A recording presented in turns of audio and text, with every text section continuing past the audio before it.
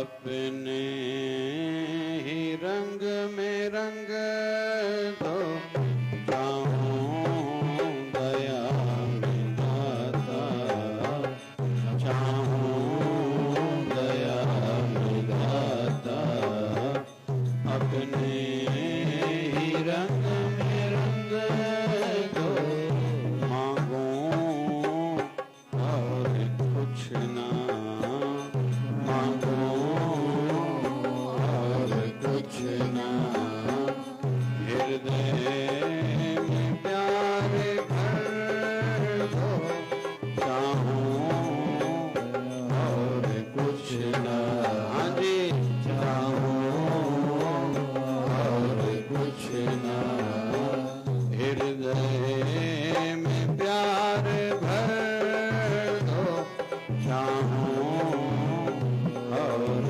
कुछ ना हृदय में ज्ञान भर दो चाहूं दया में दाता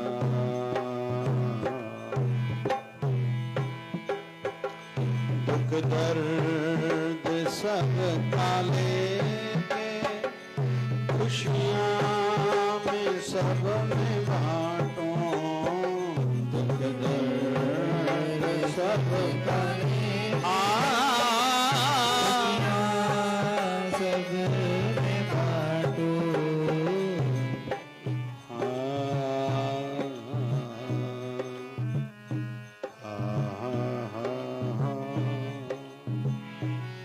तुलसी या संसार में करने हैं दो काम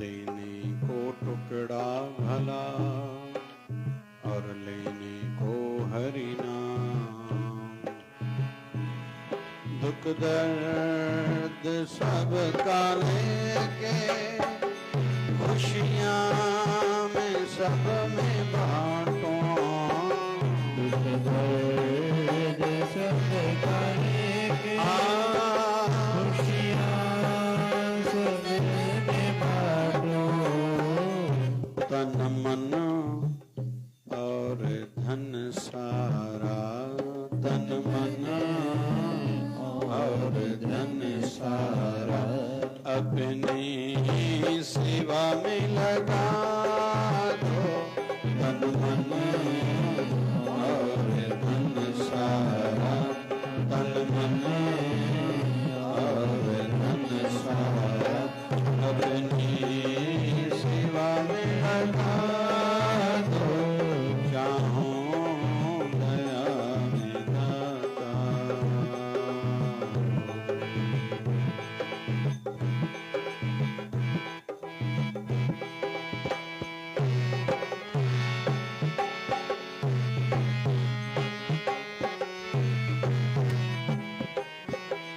रोते को मैं हंसाऊं गिरते को मैं उठाऊं रोते को मैं हंसाऊं गिरते को मैं उठाऊं युक्ति भक्ति शक्ति से युक्ति भक्ति शक्ति से वृत्ति महान बना दो युक्ति भक्ति शक्ति से युक्ति भक्ति शक्ति से वृत्ति महान बना दो चाहूं दया में दाता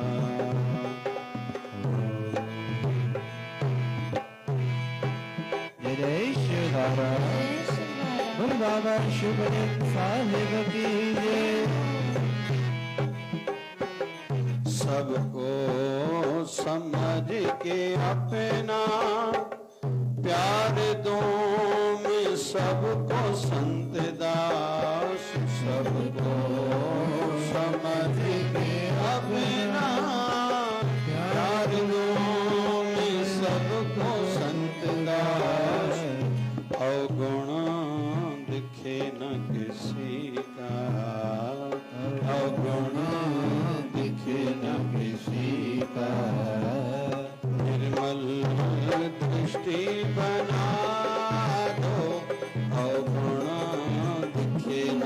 किसी, जपो जपो, और गुण दिखे न किसी का, हाँ जी, और गुण दिखे न किसी का, मेरे मन दृष्टि बना दो, चाहूं दया में दाता, चाहूं दया में दाता, अपने रंग में रंग दो, मांगूं और कुछ ना, मेरे दिल में प्यार भर दो,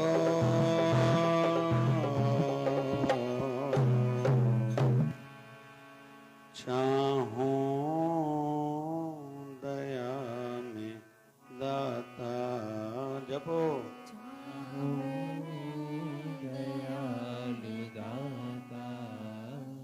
सबसे पहले आवश्यक है चाहना। कहते हैं जहां चाह है वहां राह है। हम जो भी आज हैं, हमने वो चाहा था तभी बने हैं। आगे भी हम में से किसी को क्या बनना है, जैसी चाह होगी वैसे राह मिलेगी। देखा जाता है कई बारात में लोग जाते हैं, बेचारे जो पीने वाले रहते हैं ना, कैसे भी शराब का दुकान ढूंढ लेते हैं। नशा जो भी जिस भी प्रकार का, कोई भांग का करता है आदि, तो भले परदेश में भी जाए ना, वो ढूंढ ही लेते हैं। जिसको जो लत लगी हुई है, आदत पड़ी हुई है, जो भी चाह है, और जहां चाह है वहां राह है। इसलिए हम खुद से पहले बात करें, खुद पर चिंतन करें, खुद पर काम करें कि मुझे क्या बनना है। संसारी दृष्टि से भी एक जीवन का मास्टर प्लान होना चाहिए। मुझे क्या बनना है और क्यों बनना है और कब तक बनना है और मैं कैसे बनूंगा। 4 बातें। जब तक ये बिंदु हमारे जीवन में नहीं होंगे तो जैसे गाड़ी चल रही है ना वैसे ही चलेगी। तो जैसी भी परिस्थितियां हैं, परिस्थितियां ऐसे ही रहेंगी। हमारे चिल्लाने से, हमारे रोने से, बहाने करने से, शिकायत करने से, किसी को दोषी मानने से कोई काम बनने वाला नहीं है। ये बच्चे करें तो थोड़ा समझ में आता है, हम बड़े भी करें, बड़ी आयु वाले करें, कोई समझदारी नहीं है। माताओं को रोटी बनाने में आग का ताप सहना ही पड़ेगा। ये समझ के ही जीवन भर उनको रोटी बनानी है। शिकायत करने से काम नहीं होगा। हाँ, आपको आग का ताप ज्यादा न सताए उसकी व्यवस्था करो। आजकल चिमनी की जो व्यवस्था है या एप्रॉन आदि जो भी व्यवस्थाएं हैं, कपड़े खराब ना हो, आप लोग कर सकते हो। पुरुषों का काम है पैसा कमा के लाना, लेकिन पैसा कैसे कमाना है ये ध्यान में उनको ही रखना है। फिर आगे वो पैसा कैसे बढ़े, क्योंकि खर्चे बढ़ेंगे। शिकायत नहीं करो, रो नहीं किसी के आगे। ये धीरे धीरे माइंड को वैसा सेट करो, माइंड सेट करो, तैयारी करो कि आगे मेरे खर्चे बढ़ने वाले और कैसे ज्यादा इनकम बढ़े। और सत्संगी जो है, जो आध्यात्मिक यात्री है, उनको ये भी सोच के चलना पड़ेगा जीवन में कुछ धर्म कर्म करके भी जाऊं, कुछ न कुछ जो हमारे परिवार के कमजोर लोग हैं उनको उठाऊं, उनको दूं, साथ दूं, सहयोग दूं, कुछ सिखाऊं, उनकी इनकम कैसे बढ़े। फिर कुछ गरीबों पर नजर हो जो हमारे संपर्क में हैं, उनको भी मैं ऊपर उठाऊं, ज्यादा से ज्यादा लोगों को कुछ देके जाऊं, सिखाऊं, अपने पैरों पर खड़ा करूं। फिर आध्यात्मिक क्षेत्र के लिए भी कुछ न कुछ हमारा एक फ्रेमवर्क होना चाहिए। मुझे क्या क्या आध्यात्मिकता में करना है। ऐसे ही बस आया सत्संग में, कथा में आया, बस मेरा हो गया जयराम जी की, ऐसे ही बनना है, केवल सामान्य बनना है या विशेष बनना है? तो ये हर कोई खुद पर काम खुद करेगा। पहले चिंतन करना है, सोचना है मैं किस श्रेणी में हूं। जैसे क्लासरूम में पहली वाली लाइन में डेस्क पर बेंच पर कौन से बच्चे बैठते हैं? जिनको जिनको ज्यादा पढ़ाई करनी है भाई, सच में सिंसियर है, तो पहले सत्संग में कौन आते हैं? पहली लाइन में जो बैठे हैं, जिनको सच में आध्यात्मिकता से कुछ प्राप्त करना है। फिर धीरे धीरे दूसरी लाइन, तीसरी लाइन, चौथी लाइन, कौन बैठते जाते हैं? जिनको धीरे धीरे बस थोड़ा ही पढ़ना है। और अंतिम बेंच की लाइन पर कौन से बच्चे बैठते हैं? जो ऐसे ऐसे बैठते हैं, ऐसे टीचर की नजर न पड़े। घना ही सत्संग में भी मता साईं ॾिसनि न मता कुछ चयनि, अड़े तुझो भलो भाग हुजे, तुझो भलो थींदो न, तोखे कुछ चवंदा त भाई। वैसे ही आध्यात्मिकता में भी ऐसे है। जैसे हर स्टूडेंट टीचर को अपना इंट्रो, अपना परिचय खुद ही देता है, मैं पढ़ने वाला हूं या नहीं पढ़ने वाला हूं। फिर टीचर का व्यवहार वैसा उस बच्चे के साथ होता जाता है। घर में बहू रानियां 2 हो 3 हो, जितनी भी हो, माताएं हो, उसमें बच्चियां भी आ जाती हैं, माताएं हो, फिर उसी घर की लड़की, बड़ी लड़की जिसको ननंद हम लोग बोले, तो सासू मां समझ जाती है इनमें से सिंसियर कौन है काम की। आप में से अगर मुझसे कोई पूछे ना कि मेरे ऊपर मेरे बाबा शिवभजन की इतनी कृपा क्यों है, मैं ज्यादा होशियार नहीं था, न ज्यादा पढ़ाई में, न चतुराई थी, आज भी नहीं हूं, चतुराई नहीं, समझता कम है मुझे दुनियादारी, लेकिन फिर मेरे गुरुदेव की मुझ पर कृपा क्यों थी? क्योंकि एक नियम था, मेरे बाबा जी के मुख से जो निकलेगा, दुनिया इधर हो जाए उधर हो जाए, वो मुझे करना है और करके ही रहूंगा बस। ये मन में बचपन से गांठ बांध ली थी। उसके पीछे भी कई कारण हैं। एक, मुझसे पहले मेरे बड़े भाई बाबा जी के, हमारे गुरुदेव भगवान सदगुरु स्वामी शिवभजन जी महाराज की सेवा में रहते थे, तो उन वक्त के जितने भी 5-6 हमारे गुरु भाई थे, सेवा दल वाले थे, उनको इतनी कदर नहीं थी। बाबा जी बुलाते थे ना, उनको ध्यान नहीं जाता था। तो उस समय में 8th 9th 10th में पढ़ता था, मन को बहुत लगता था, गुरुदेव किसी को बुलाए, इनको तो कदर ही नहीं है भाई, इसकी जगह पर मैं ना हूं तो पता नहीं क्या करूं। ये 8th 9th 10th में ऐसे विचार आते थे। समझता नहीं था, होशियार था नहीं, इसलिए थोड़ा पीछे पीछे रिजर्व भी था, रिजर्व ही था, थोड़ा पीछे पीछे रहता था। लेकिन ये मन में रहता था, मेरे गुरुदेव भगवान मेरा नाम लेके मुझे बुलाएं। लेकिन बाद में जब मुझ पर 11th की ट्यूशन के कारण मुझे गुरुदेव का दर मिला, बात सीधी है। 11th की ट्यूशन हमारे सिटी में अच्छी नहीं थी, शिकारपुर पढ़ने तो गया, अभी कहाँ रहूं। बहुत लोग कहते हैं ऐसे करने से क्या होता है। मेरे जीवन से आज मैं ही खुद मंथन भी कर रहा हूं और आपको भी एक व्यासपीठ से संदेश मिल रहा है। लगता है पिछले जन्म के कुछ अच्छे कर्म होंगे, तो सभी ने, जो दोस्त थे, सभी ने चिंतन किया कि एक अपना फ्लैट ले लेते हैं, शेयरिंग में वहां रहते हैं। मुझे डर था, मैं सीधा साधा आदमी, पता नहीं कोई आदत खराब ना जाए। पाकिस्तान में उस समय स्मोकिंग बहुत थी, कोई, हम लोग नॉनवेज नहीं खाते, कहीं नॉनवेज की आदत बुरी न लग जाए, कोई जुआ की आदत ना हो, पता नहीं लोग क्या क्या करते हैं, मुझे तो ये भी नहीं पता लोग क्या क्या करते हैं। तो एक डर भी था, लेकिन पिछले जन्म के संस्कार शायद ऐसे रहे होंगे। मैंने एकदम अपने परिवार वालों को कहा, अमड़ को कहा कि मैं बाबा जी के आश्रम में रहूं। तो अमड़ ने कहा मैंने पूछा मुझसे कितना समय, मैंने कहा 2 साल। बोले 2 साल कोई मंदिर में रहता है क्या? तो हमारे पिताजी ने कहा कि क्या है, अगर हम लोग रहें तो जितना इसने अनाज है, वो शब्द भी वही है, अनाज इसने खाया उतना हम गुरु दर पे थोड़ा ज्यादा दे देंगे। फिर हमारे परिवार में चर्चा चली, बाबा सदगुरुदेव भगवान बाबा शिवभजन भगवान से एक बार पूछ के देखते हैं। बाबा जी से जाके पूछा, अरे बोले ये तो हमारा बालक ही हमारे आश्रम में ही रहे।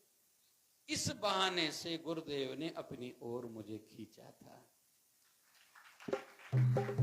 फिर था स्टूडेंट, और कपड़े बहुत प्रेस करके कल्फ वाले पहनने हैं, तड़ाक बड़ाक कपड़े हों, हेयर स्टाइल मस्त रहती थी, लेकिन गुरुदेव के आगे नहीं। और सामने खड़ा हो जाता था, हो सकता है बाबा जी मुझे बुलाएं, कुछ सेवा कहें, बस ऐसे बाबा जी ने 2-4 बार देखा, ये तो तगड़ा है, हर चीज के लिए बुलाते थे। पहले एक बार मुझे कहा कि तुम्हारा नाम सुंदरदास है, मैंने कहा नहीं, संतोष लाल। मैंने कहा हाँ। गुरुदेव की नजर पड़ गई, लेकिन उस समय गांठ बांध ली थी, बाबा जी जो कहेंगे दुनिया इधर हो जाए उधर हो जाए वो मुझे करना है। ऐसे गुरुदेव का ट्रस्ट मुझ पर होता गया, कृपा होती गई। आज ये जितना भी पसारा है ये मेरे गुरुदेव की कृपा से है, लेकिन एक अच्छी आदत के कारण है, ऐसा मेरा मानना है। बाद में मैंने एक नियम बनाया, मेरे गुरुदेव मुझे कहें क्यों, ये तुझे काम करना है। अंदाजा तो है ना, कोई मेहमान आया, बाबा जी कहेंगे इसको जलपान कराओ, बाबा जी कहेंगे इसको कोई रहने वाला है इसको रूम दो, भोजन का समय इसको भोजन खिलाओ, चाय का समय इसको चाय दो, जो बाबा जी कहेंगे उससे पहले मुझे सब करना है। ये दूसरी अच्छी आदत, में अपना जीवन बता रहा हूं। ये 2 आदतों के कारण मेरे गुरुदेव की मुझ पर ज्यादा कृपा हुई। इसी बीच में परीक्षाएं तो होती, सेवा ऐसे तो नहीं होती, बहुत सी परीक्षाएं होती थी। बाबा जी कड़क थे, बहुत डांटते थे। हमारे लिए एक नियम था, तुम लोग गलती कैसे कर सकते हो, गलती नहीं कर सकते हो, हमारे लिए नियम फिक्स था। क्योंकि जैसे माताएं जो भंडारा बना रही हैं, केवल नमक 1 चम्मच ज्यादा डालें, 2 चम्मच ज्यादा डालें तो कोई खाएगा भंडारा? वो कैसे गलती कर सकती है? बेचारा जो वाहन चालक है, सेवा में कार में लेके आता है, वो गाड़ी थोड़ी इधर नहीं इधर चलाए तो, माइक वाला एक तार जो नेगेटिव पॉजिटिव वाली रहती दोनों साथ में मिला दे तो, ऐसे हर चीज सेवादारी कह नहीं सकता कि मैं भूल गया, मुझे नींद आ गई, मतलब आप सेवा वाले नहीं हो। जैसे वो स्टूडेंट्स मैंने कहा ना, जो पीछे पीछे बैठते हैं, आप वही वाले हो, खुद को समझो भी नहीं खास, और फिर उन्नति भी की भी और कृपा की भी उतनी चाहना नहीं करना भैया, उतनी कृपा की चाहना नहीं करना। चाहना करी तो आगे बैठो, आगे बैठो मतलब हर बात के लिए तैयार हो जाओ। और मेरा जो जीवन का मत है, मैं एक बात कहता हूं, सिख सेवक वो जो सैनिक की भांति हो, फौज की भांति हो। फौजी थोड़ी कहेगा मैं सोया हुआ हूं, पहले उठूं, पहले मुंह धोऊं, ब्रश तो करूं, शर्ट बदलूं। दुश्मन ने अटैक किया है ना, पहले मैं शूज पहनूं, फिर बेल्ट पहनूं, बाल बनाऊं, फिर बंदूक ढूंढता हूं, फिर गोलियां ढूंढता हूं, दुश्मन को मारता हूं, तब तक सब मर जाएंगे भाई। सैनिक वो आधी नींद से उठे और एकदम गन हाथ में ले ले, मैं नहीं छोड़ूंगा किसको। अरे आप रक्षक हो, आपका काम ही यही है। तो सेवक वो जो सैनिक की भांति, हमारे गुरुदेव को क्या अच्छा लगता है, व्यवस्था में क्या चाहिए, वो पहले से हम लोग कर लें, वही सेवक। और वो आगे वाली श्रेणी में, जो पीछे वाले हैं ये उनके लिए आज बात है ही नहीं।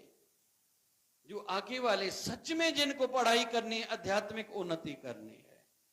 और दूसरी दृष्टि से देखें, जो गुरुकुलों में गुरुओं के पास तैयार होते हैं ना, वो संसार में भी बहुत तरक्की करते हैं। बहुत से हमारी ऐसी बच्चियां हैं जो विवाहित हैं, अलग अलग भारत के नगरों में। जब घूमने आती हैं, किसी विषय पर विषय चलता है तो कहती हैं, आपकी कृपा से हमने आश्रम में इतना सीखा, अब सब जगह हमारा सर ऊपर है। परिवार में भी बहुत काम करते हैं हम लोग, तो सबको अच्छे लगते हैं, नहीं तो नई विवाहित बहू काम कहाँ करती है। आपने इतनी सेवा कराई थी, फिर आपने ज्ञान दिया कि परिवार में कैसे चलना चाहिए, बड़ों की सेवा कैसे करनी चाहिए, शिष्टाचार से बात कैसी करनी चाहिए।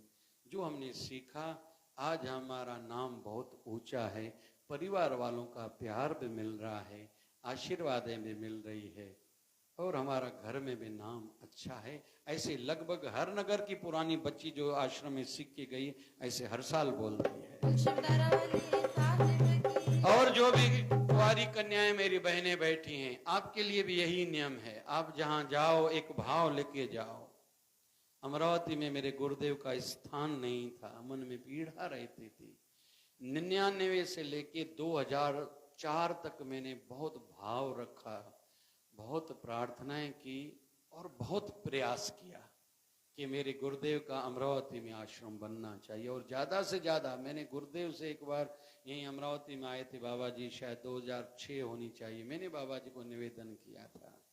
कृपा थी, वरदान बहुत मैंने गुरुदेव से अपने से प्राप्त किए हैं।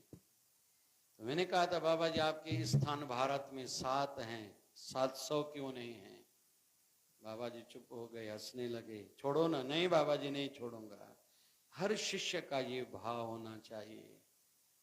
और कोई कहता है मैं ज्यादा नहीं कर सकता, तो अपने घर के कमरे का एक कमरे को अपने गुरुदेव का मंदिर का रूप दो, गुरुदेव के उत्सव करो। सब किसी को करना चाहिए। छोटी दिल न रखो, बड़ा भाव रखो। मेरा घर बनेगा, एक कमरा मेरे गुरुदेव का होगा, वहां विधि से भोग लगाओ। अरे भाव रखो तो सही भाई, मिलेगा सब आप जो चाहते हो। अब भाव रखो तो सही ना थोड़ा। वो देने वाला है, देता है, और इतना देता है आप संभाल भी नहीं पाओगे। वो आपको थोड़ा तगड़े होने के लिए वेटिंग में चला रहा है। और थोड़ा तगड़ा हो जाओ, तो मैच्योर हो जाओ, समझदार हो जाओ। अरे तेरे लिए बहुत कुछ है भाई, तो मेरा है ना, तूने अर्पण किया है ना, अभी तो मेरी जवाबदारी है, तेरा क्या काम है भाई? अभी मेरी जवाबदारी है ना, तुम निश्चिंत होके सो जाओ, मेरे काम मुझे करने आते हैं, तुम छोड़ दो, बस इतना करो। हर शिष्य का ये धर्म है। हम जितने हिंदू हैं, हिंदू धर्म का प्रचार प्रसार कैसे बढ़े, प्रभाव कैसे बढ़े। गणेश उत्सव आएगा, सोशल मीडिया में ज्यादा से ज्यादा वायरल करो। मर्यादित, अमर्यादित नहीं, कुछ भी नहीं। चालिया चल रहा है, शिवधारा झूलेलाल चालिया, सोशल मीडिया पर खूब वायरल करो। दूसरे देशों में आपके मित्र जो भी रहते हैं, जो भी जानने वाले, उनको भेजो। हमारे यहाँ ऐसा अमरावती में होता है। बहुत से संत कहते हैं अरे शिवधारा में जितना हम लोग सत्संग आदि देखते हैं ना, बहुत सी कम जगहों पर ऐसा है कि इतना सत्संग का प्रवाह निरंतर चलता हो। सवेरे सत्संग था, आज शाम को सत्संग था एक शादी विवाह का। फिर पूज्य शिवधारा आश्रम रामपुरी में 2 भागवत महापुराण के भोग साहब थे, पाठ पारायण का समापन था। 2 शिवधारा अमृत ग्रंथ के पाठ पारायण के भोग साहब थे। 2 श्रीमद् भागवत महापुराण के पाठ आरंभ हुए, 2 शिवधारा अमृत ग्रंथ के पाठ आरंभ हुए। कल दीदी जी गई थी परतवाड़ा, वहां 2 भागवत महापुराण के, 2 शिवधारा अमृत ग्रंथ के पाठ साहब के भोग साहब हुए। ऐसे 4 आरंभ हुए। आज स्वामी रामकृष्ण जी गए हुए हैं अकोला, वहां ऐसे ही भोग साहब और आरंभ हुआ होगा। और कल पूज्य शिवधारा आश्रम सिंधु नगर में भोग साहब होंगे, पता नहीं 4 हैं कितने। शिव महापुराण के भी 2-3 हैं, भागवत महापुराण के भी, शिवधारा अमृत के भी भोग साहब है। फिर आरंभ है, अखंड ओम नमः शिवाय का जप चल रहा है, अखंड भंडारा चल रहा है, पाठ पारायण चल रहे हैं। इससे ज्यादा और क्या चाहिए? तो जरूरी नहीं हम बड़ा कुछ करें, लेकिन एक फ्रेमवर्क हो। मैं निवेदन करूंगा, आज 19वां दिन है। पाठ के लिए भी हर कोई सोचो, खुद रखो, खुद पढ़ो। मैंने कई समय पहले कहा था, ध्यान से सुनना, जीते जी गंगा हो आओ और बच्चों को दिखाओ आओ। भैया जब मेरे प्राण छूटे, यहां मेरी अस्थियां लेके आना। जीते जी पाठ पढ़ो या पढ़ाओ। पता नहीं पीछे वालों को क्या समझेगा, सूझेगा। नहीं तो अपने बड़ों के निमित्त, अपने छोटों के सामने पाठ रखाओ कि जैसे आपके लिए भी पाठ रखे जाएं। भैया आजकल दिनों ब दिन कम होता जा रहा है। जीते जी दान करो, पहले तो अपने पूर्वजों के नाम से, पूर्वजों के नाम से। जितनी भी विवाहित बहनें बैठी हैं, आपके सास ससुर, बड़े सास ससुर जो भी गुजर गए, उनके लिए ध्यान रखो, आपको लाभ होगा। बहुत से कहते क्यों करूं? आपका वंश बढ़ेगा, नहीं तो रुकावटें आएंगी। जब तक जीवित है ना, अमावस्या, श्राद्ध, फिर सर्वपितृ अमावस्या, फिर जहां भी तीर्थों पर जाएं, स्नान करके सूर्य नारायण को अर्घ और तर्पण की आदत ही डालो। अपने पूर्वजों के नाम से, जिनके माता पिता नहीं हैं, दादा दादी, या जिनके गुरु महाराज शरीर में नहीं हैं, या बड़े गुरुदेव, उनके नाम से जल आश्रम की सेवा करो। अमरावती रेलवे स्टेशन पर हमने लगभग 8 साल पानी की सेवा की थी। एक था परिवार, अपने पिता के निमित्त, पिता बहुत गरीब था, अभी वो उनके पास धन ज्यादा है, तो उन्होंने सेवा वो लोग करते थे, तो 10,000 लोग रोज पानी पीते थे। शिवधारा अपना संस्था की ओर से सेवा रहती थी, धन वो देते थे। अच्छा है, सबको करना चाहिए। मैं गरीब हूं, मुझे समझता नहीं। अरे 25 साल से मैं ही समझा रहा हूं भाई, आप कैसे कह सकते हो मुझे नहीं समझता? फिर आप पीछे लाइन वाले हो तो आप खुद जानो भाई, आपकी मर्जी, आपको पढ़ना ही नहीं, कुछ करना ही नहीं। देखते ही देखते हमने देखा है कई पुराने सत्संगी कहां के कहां पहुंच गए। धन में भी बढ़े हैं, आध्यात्मिकता में भी बढ़े हैं, साधना में भी बढ़े हैं, और साधना में भी बढ़े हैं, नाम भी उनका ऊंचा हुआ है। बहुत से हमारे साधक हमारे शिवधारा परिवार के अंग कई नगरों में, पंचायतों में आए हैं, पता नहीं कोई क्या क्या बना है। होता है ऐसा, यहां प्रॉपर ट्रेनिंग है। संसार में भी ट्रेनिंग होती है, माता पिता ट्रेनिंग देते हैं, लेकिन उनकी जितनी बुद्धि खुद की काम करती होगी ना भैया। किसी की मां ही पूरा दिन बाजार में घूमती, बच्ची क्या सीखेगी? उसका बेटा क्या सीखेगा? जिसका पिता खुद ही शराब पीता है तो बच्चा कैसे शराब से बच पाएगा? जब तक अच्छी संगति में नहीं आएगा। तो रिपीट करता हूं, 4 बातें। पहले तो हमने जो चाहा था आज वही हैं। जिनके शरीर पर जिस भी कलर की ड्रेस पहनी हुई है, उन्होंने आज सवेरे चाहा था। अलमारी आप लोगों ने खोली होगी, मर्दन के तो मड़ी कपड़ा निकरी मिलता नहीं है ही पायणो पवंदो। ये भाई जयराम ठीक है ना? हाँ ना? हाँ, गरीब हूं बाबा जी का जो। हाँ, जिसने जो ड्रेस चाहिए वो पहनी है। अभी ब्लैक कलर पहनोगे तो मन में उलझने आएगी, ये दुनिया, ये महफिल मेरे काम की नहीं, निराशा बढ़ेगी। इसलिए कभी भी याद रखना, रात की यूनिफॉर्म अपना नाइटी ड्रेस भी व्हाइट कलर की हो, चादर भी व्हाइट कलर की हो, मन शांत रहेगा। जिसका दिमाग ज्यादा घूमता है ना, एक कपूर लेके अपने तकिए के नीचे रखो, सवेरे स्नान करके घर के मंदिर में जला दो, मन की शांति बढ़ेगी। करना लेकिन पड़ेगा। एक एक चीज का फर्क पड़ता है भैया। जिन्होंने यूनिफॉर्म आश्रम की पहनी है वो मन करके तैयार होके आए, उनके अलमारी में भी अलग कपड़े होंगे। नहीं, हम गुरुदेव की सेवा में जा रहे, कुछ प्राप्त करने के लिए जा रहे, कृपा पाने के लिए जा रहे, हम लोग सेवा के लिए जा रहे, मन को तैयार करके आए। जैसे जिसने जो चाहा। बहुत से भाई लोग भागते हुए दुकान से आते कि सत्संग 2 शब्द सुनेंगे, उनको लाभ मिलेगा ही।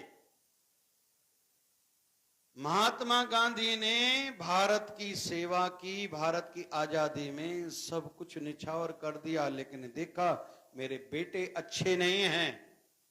तो बहुत लोग तो 90% भारत के लोगों को पता ही नहीं महात्मा गांधी को संतान कितनी थी। घनी है संतान भाई, किस किस को नाम याद है? लगभग नहीं। एक हरि का नाम पता नहीं, कुछ पिक्चर्स में नाम दिया है, बाकी का पता ही नहीं। लेकिन मां कस्तूरबा साथ में थी, पत्नी थी साथ में थी। तो मां कस्तूरबा के जैसे महात्मा गांधी के नाम से पूरे भारत में कई रोड, स्कूल, मार्केट्स का नाम है, ऐसे ही मां कस्तूरबा के नाम से भी हर नगर में कुछ ना कुछ मिलेगा। लेकिन उनके बेटों के नाम पर नहीं मिलेगा, क्योंकि उन्होंने चाहा नहीं, वैसे बने नहीं। बने नहीं तो भारत उनको क्यों याद करे भाई? हमने जो पुरुष बैठे हैं दुकान पर जाते ही मैं पैसे कमाऊं, कोई कहता है पैसे भी कमाऊं लेकिन आशीर्वाद भी कमाऊं। वो दुकान पर पानी भी रखते हैं, मीठा बोलते हैं, राह देते हैं। मेरा कपड़े का दुकान, आपको जूता चाहिए क्या? मैं किसी को फोन करता हूं, आपको सस्ते में और अच्छी चीज देंगे, वो काम भी करते हैं। हमने आज का विषय क्या है?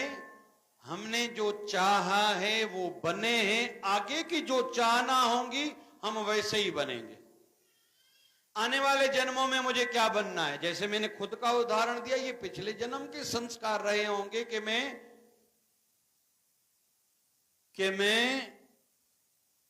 एक एक फ्लैट में नहीं रहा, दोस्तों के साथ नहीं रहा, तो फिर वो गुरुदेव की कृपा हुई। थोड़ा चाह, दो अच्छी आदतें थी केवल, शायद पिछले जन्म क्या ऐसा कुछ हो गया होगा, इसलिए मेरे गुरुदेव की मुझ पर कृपा हुई और इतना पसारा हुआ है। इतना फर्क पड़ता है भैया, इतना फर्क पड़ता है। बाबा नानक को उसके पिता ने 20 रुपए दिए थे, जाओ धंधा करके आओ, सौदा करके आओ। बाबा नानक कई दिनों के बाद आए, सिटी नहीं आए, गांव के बाहर खड़े थे। पिता कालू राय ने उनके साथ भाई बाला दिया था, मर्दाना दिया था। लौट के आया, नानक कहाँ है? बोले नगर के बाहर। क्यों नहीं आ रहा? बुलाओ उसको, इधर आओ नानक, सौदा करके आए? बोले नहीं। बोले फिर? बोले सच्चा सौदा करके आया हूं। बोले सच्चा सौदा का क्या अर्थ है? मैंने दिए 20 रुपए, जैसे कोई चीज किराना, कोई कपड़ा, कोई सब्जियां, कुछ न कुछ दूसरे गांव से लेके आओ, इस गांव में बेचो, पैसे कमाओ, सौदा करो, मैंने इसलिए पैसे दिए थे। बोले सौदा नहीं किया, मैंने सच्चा सौदा किया। बोले इसका अर्थ क्या? बोले मैं जैसे निकला गांव से, एक साधु की टोली मिली, मैंने उनसे पूछा आप लोगों ने कुछ खाया है? उन्होंने कहा नहीं। फिर मैं किराना लाया, भंडारा करवाया, उन साधुओं को रोटी भी खिलाई और दक्षिणा भी दे दी। मैंने सौदा नहीं, सच्चा सौदा किया। और लाहौर के नजदीक वो सच्चा सौदा गुरुद्वारा है, मैं भी वहां का दर्शन बाल्यकाल में करके आया हूं। पिता ने कहा रे पगले हो, समझता नहीं तेरे को? तो पिता ने खूब पीटा था बाबा नानक को। तो बाबा नानक ने सच्चा सौदा किया। ऐसे आगे आगे बढ़ते गए। फिर नानक निरंकारी किसी ने कहा, किसी ने नानक शाह कहा, किसी ने नानक देव कहा। प्रारंभ हर किसी का ऐसे ही होता है, प्रारंभ हर किसी का ऐसे ही होता है। जो जैसा चाहता है वो वैसा बनता है, सीधी सीधी बात है। बाबा नानक की धर्मपत्नी आध्यात्मिक नहीं थी तो नहीं थी। बेटों में बड़ा जगत गुरु बाबा श्रीचंद्र जाके बने, उदासीन संप्रदाय का विस्तार किया। आज हम भी, हमारे गुरुदेव भगवान भी उदासीन संप्रदाय के हैं। हम जगत गुरु बाबा श्रीचंद्र भगवान के ही अंशज हैं, उनकी कृपा हम पे बरस रही है। तो उन्होंने एक बड़ा सा पंथ चलाया, और जैसे गुरु ग्रंथ साहब की वाणी है वैसे ही उनका एक श्रीचंद सिद्धांत सागर नाम का ग्रंथ है, ऐसे ही वाणी है। तो जो चाहता है वैसे ही होता है। हर कोई खुद से पूछे आध्यात्मिकता में मुझे क्या करना है, क्यों करना है। जैसे कोई मुझसे पूछे क्या करना है, मैं ज्यादा से ज्यादा लोगों को आध्यात्मिक राह मेरे शरीर के होते हुए भी मिलती रहे, मेरा शरीर न रहे भी मिलती रहे, ये मेरी चाहना है। भक्ति में लोग बढ़े और इतना सहज सरल ट्रिक्स फार्मूला संसार को देके जाऊं, जो थोड़ा भी कुछ करे भक्ति में तलीन हो जाए, ये मेरे जीवन का ध्येय है। परोपकार के कार्य होते रहें, मेरा पूरा परिवार मेरे गुरुदेव की सेवा में रहे, ये मेरी चाह है। फिर दिमाग लगा दूं कैसे बच्चों को कैसे तैयार करूं, घर से मैं कैसी सेवा करूं, ऐसे हर किसी को सोचना है। आध्यात्मिकता में मुझे क्या करना है, क्यों करना है, मेरे गुरुदेव की कृपा चाहिए। ऐसे हर कोई खुद ही सोचे क्या करना है, क्यों करना है, कब तक करना है। ऐसे थोड़ी करेंगे, देखेंगे, पूछेंगे, सोचेंगे, ऐसे काम नहीं होगा। फिर अंतिम बात कैसे करना है। किसी को कपड़े का दुकान खोलना है, वो हार्डवेयर वाले दुकान के पास जाके 5 घंटे बैठे, वो आगे चल के कपड़े का दुकान खोल सकता है क्या?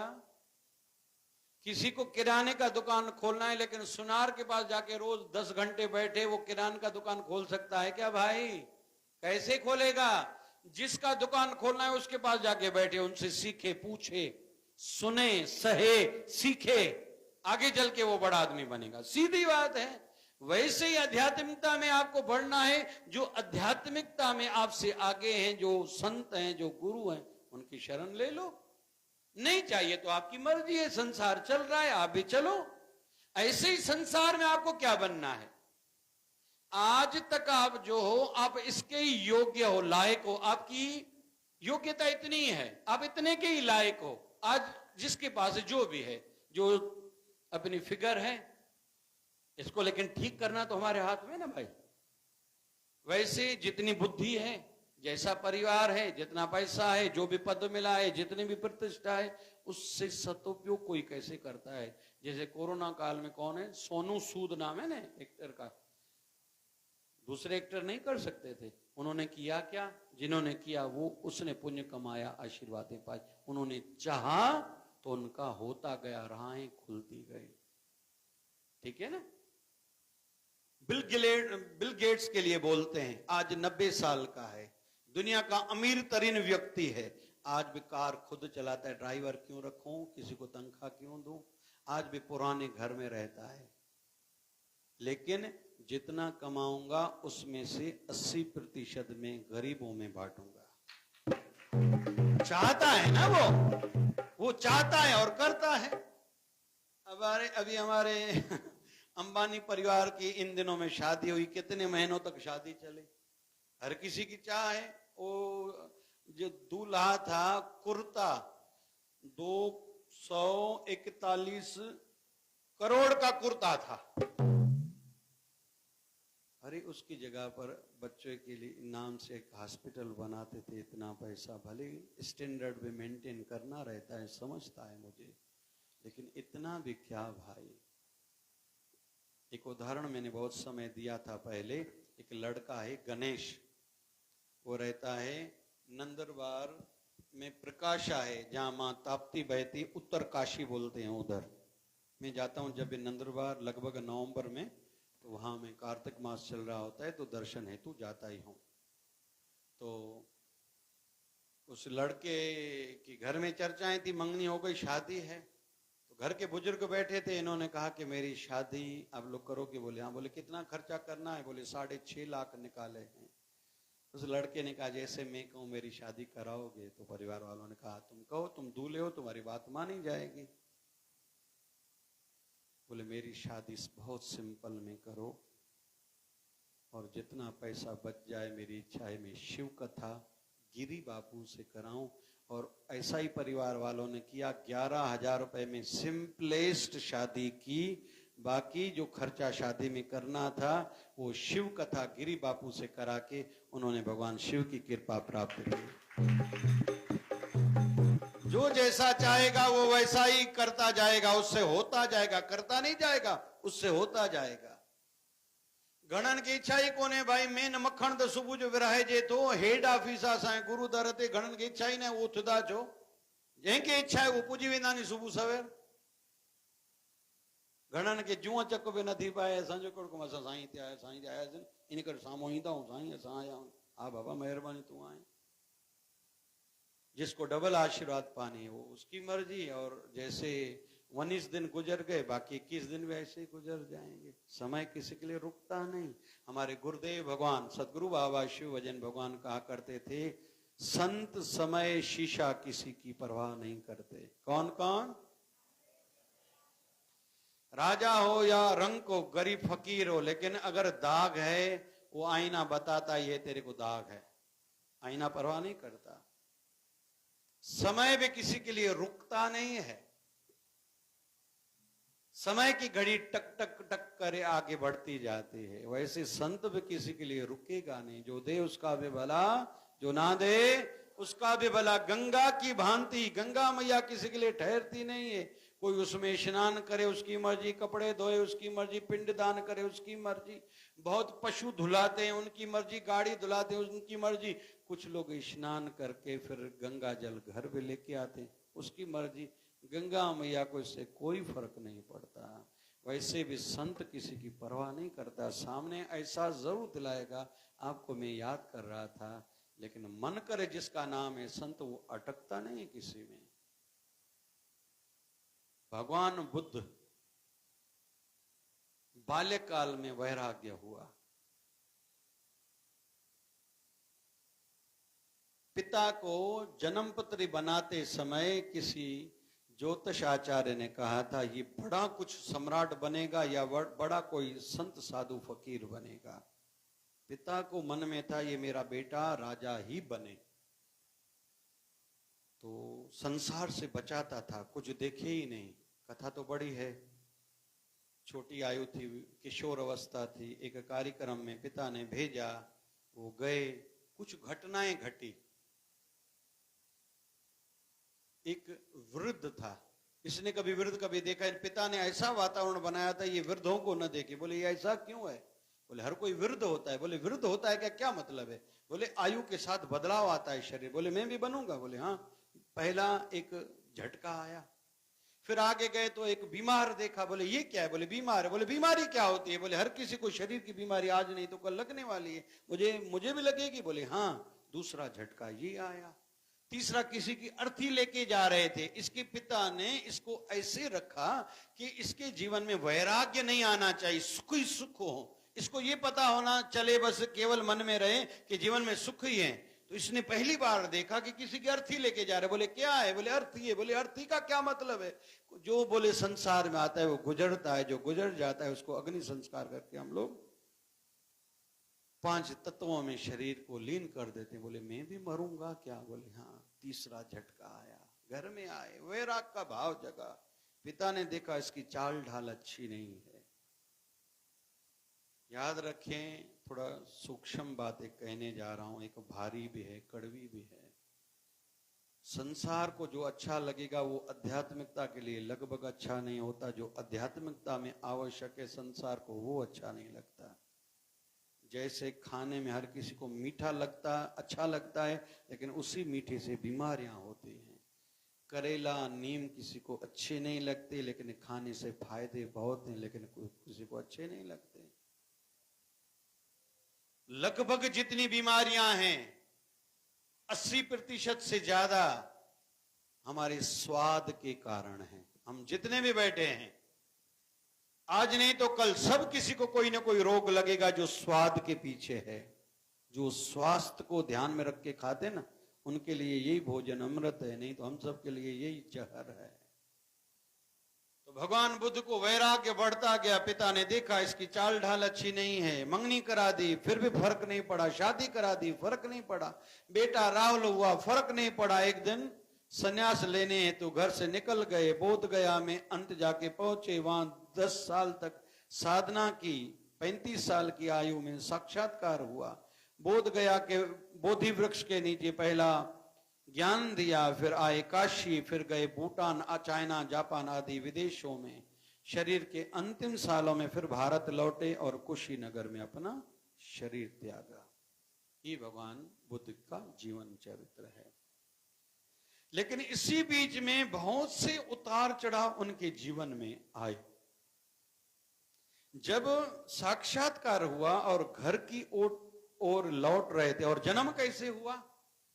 नेपाल में उनका गांव था। इसकी मां बैलगाड़ी पर गर्भवती थी, कहीं जा रही थी। रास्ते में ही उनको लेबर पेन शुरू हुआ। रास्ते में एक बहुत छोटा सा गांव था, उसका नाम है लिम्बिड़ी। क्या नाम है? बौद्ध धर्म को मानने वालों के लिए दुनिया का सबसे बड़ा तीर्थ वही आज नेपाल, लिम्बिड़ी। वहां उनकी मां को लेबर पेन लगे, वहां डिलीवरी हुई। भगवान बुद्ध का अवतरण हुआ था। तो भगवान बुद्ध ने कभी चाहा ही नहीं मुझे संसारी कुछ बनना है। लेकिन जब साक्षात्कार करके लौट रहे थे, इनके गांव वालों को पता चला हमारे गांव का एक लड़का भी बड़ा संत होके लौट रहा है। सब धीरे धीरे जा रहे थे। पत्नी ने कहा नहीं जाऊंगी। ऐसा कोई पति होता है क्या? फिर पिता को किसी ने कहा कि आपका बेटा लौट रहा है, जिसके लिए आपकी मंशा थी कि वो राजा बने, अभी लौट रहा है। पिता ने कहा एक शर्त पर जाऊंगा। अभी भी उनसे जाके कोई कहे, वो क्षमा मांगे कि मुझसे गलती हुई है, मैंने संन्यास धारण किया है, मैं राजा बनने के लिए तैयार हूं, तो उसके पिता ने कहा मैं माफ करने के लिए तैयार हूं। अगर वो राजा नहीं बनेगा तो मेरा उसके साथ कोई रिश्ता नहीं है। तो संसार को आध्यात्मिकता वालों का आचरण अच्छा नहीं लगता। मुझे मेरे मामा ने कहा था, जो डॉक्टर था, मेरी भी जब MBBS में सिलेक्शन हुई, मेरी माता को मेरे सामने और कहा बाबा हरभजन भगवान के, हमारी पहली पातशाही की समाधि के सामने माथा टेकते हुए कहा कि हे तो खरी वयो तो जो पुत्र बिगड़ी वयो थी। बोले क्यों? बोले ये डॉक्टर कैसे बनेगा जो पूरा दिन गुरु स्थान में गुरु सेवा में रहेगा, ये डॉक्टर कैसे बनेगा? सबके साथ होता आया है। ये पैरियां हर किसी को पार खुद ही करनी है। हमारी 2 बच्चियां सवेरे थी, दादी जी साथ में थी, मैंने कहा इनको आशीर्वाद करो, इन दोनों में से कोई संत बने। दादी ने कहा ये नहीं बन सकती, क्योंकि बनने वाला का चाल ढाल कुछ अलग रहती है। इनको भागने की पड़ी है, संग बनणुआ, वो ऐसे नहीं होते जिनको कुछ बनना होता है। तो अंत में सारांश पर आते हैं, आज हमने क्या सीखा? क्योंकि मैंने पहली आधी लाइन, ये हमारा शिवधारा का ही भजन है, 26/6 मतलब जून 2006 की मेरी रचना है। सुन के पढ़ के मुझे आश्चर्य लगता है। चाहूं दया में दाता अपने ही रंग में रंग दो, आज विषय चल रहा था, कोई चाहे तो सही ना मुझे रंग में रंग जाऊं, चाहे तो सही ना कोई, वही रंगेगा ना जो स्टूडेंट, फिर से रिपीट कर रहा हूं, जो क्लासरूम में टीचर के सामने पहली लाइन में बैठेगा वो कुछ बनेगा, फिर दूसरी लाइन में वो थोड़ा बाद में बनेगा, तीसरी लाइन में और बाद में बनेगा, चौथी लाइन में और बाद में बनेगा, कोई आएगा ही आखिर में। और ऐसे ऐसे फिर मस्ती, एक दूसरे को बच्चे चूंटी, और पेन, और खुजली, फिर खाना शुरू। क्लासरूम वही है, टीचर वही है, सिलेबस वही है, लेकिन सभी एक जैसे नहीं बनते, उनका भविष्य एक जैसा नहीं है। हम में से फिर हर कोई सोचे संसार के लिए भी, आध्यात्मिकता के लिए। संसार में आप बढ़ना चाहते हो, पैसा ज्यादा कमाना चाहते हो, खुद पर काम करो। मेरी कौन सी आदत अच्छी नहीं है जो मुझे ज्यादा पैसा कमाने के लिए रोके हुए है, या ऐसा क्या नया करूं मैं ज्यादा पैसे कमाऊं, मेरी इज्जत घर में कैसी बढ़े। हर महिला को सोचना चाहिए, खुद पर काम करना पड़ेगा। थोड़ी मेरी ओर देखो, आजकल दुनिया लगभग समय, समझ, संपत्ति, इससे नीचे पर खर्चा कर रही। मैं अच्छा दिखूं, अच्छा पहनूं, अच्छा खाऊं, जबकि काम करना है इस टुकड़े पर, मैच्योरिटी पर, समझ पर, ज्ञान पर, इस पर काम करना है। और कोई पूछे शिवधारा मतलब क्या? शिवधारा मतलब ये हम लोग इस पर काम करते हैं, हर किसी की समझ विकसित हो, ज्ञानमय जीवन हो, भक्तिमय जीवन हो, परोपकार वाला जीवन हो, और जीते जी अमरता पद पाए, और कईयों को लेके सदा के लिए मोक्ष पद को पाले। हमारा शिवधारा ये है।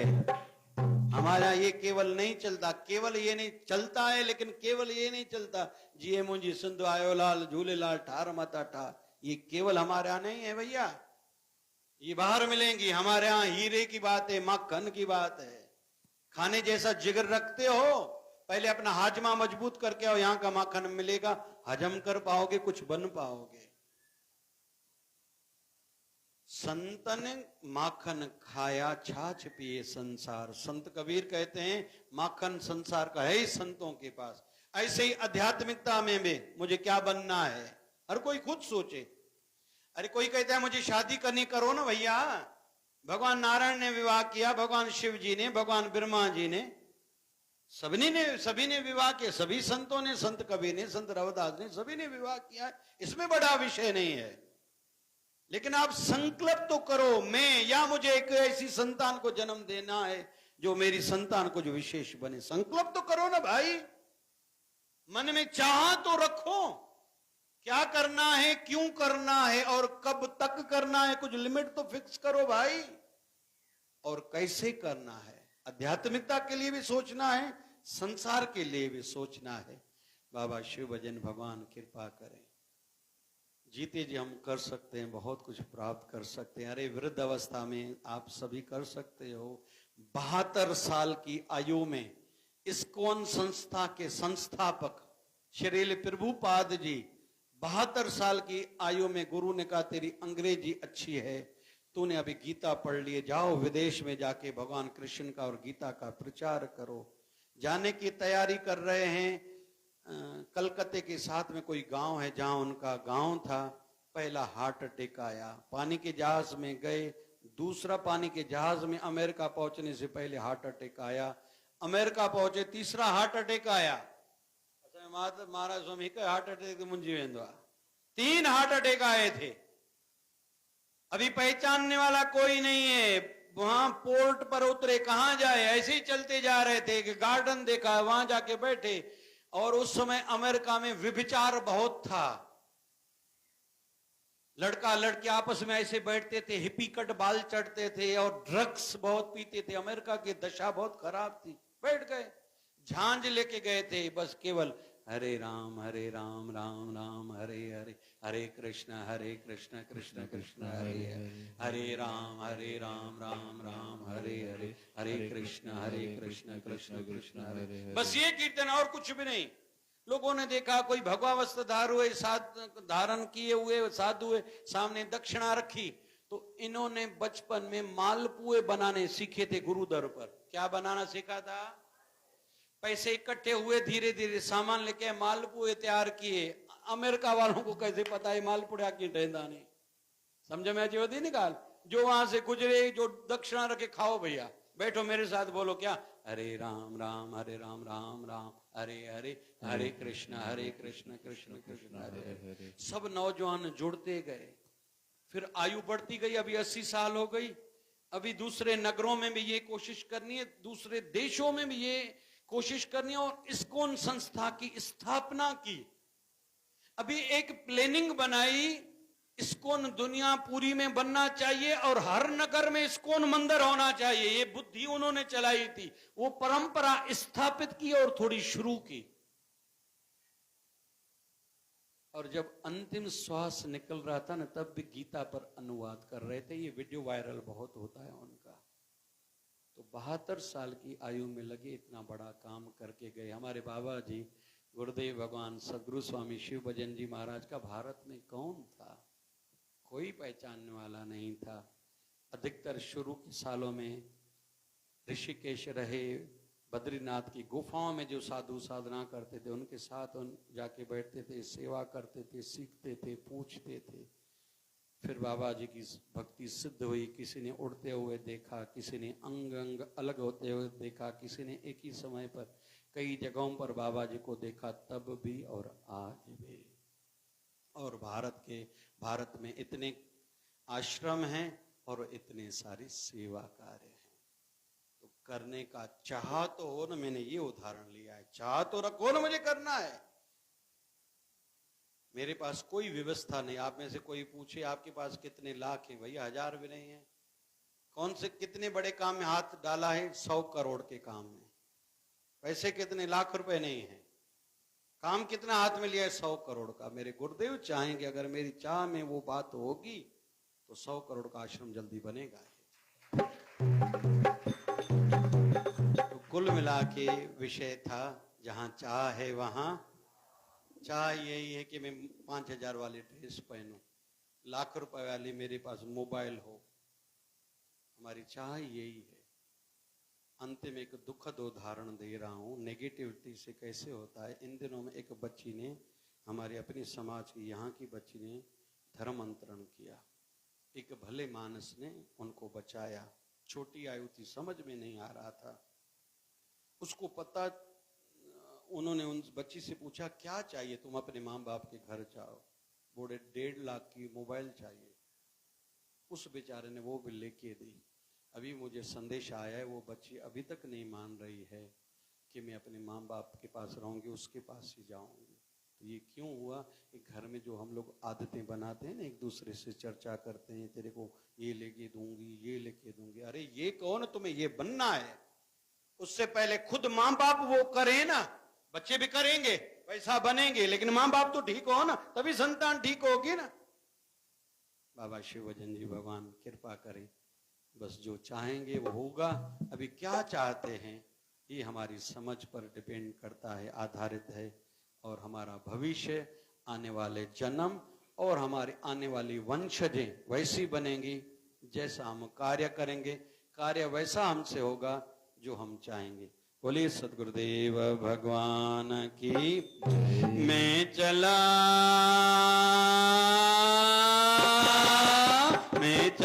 गुरु के द्वार, दुनिया में क्या रखा है। आया शिवदारा दरबार, मेरा बाबा बैठा है। मैं चला गुरु के द्वार, दुनिया में क्या रखा है। आया शिवदारा दरबार, मेरा गुरु बैठा है। जी मत आया आया झूलेलाल जी मुके आए हो नैया जो आसरो मुके आए हो नैया जो आसरो हरे रामा राम राम हरे हरे हरे रामा राम हरे हरे हरे कृष्णा कृष्णा कृष्णा हरे हरे हरे कृष्णा कृष्णा कृष्णा हरे हरे हे पूर्ण परमात्मा पापों का कर खात्मा पूर्ण परमात्मा पापों का कर खात्मा विश्व बने धर्मात्मा हम सब तेरी आत्मा प्यारा प्यारा प्यार से प्यारा बाबा शिव भजन की धारा प्यारा प्यारा प्यारा प्यारा प्यारा बोले शिवधारा वाले साहिब की बोले सदगुरु स्वामी शिव भजन भगवान की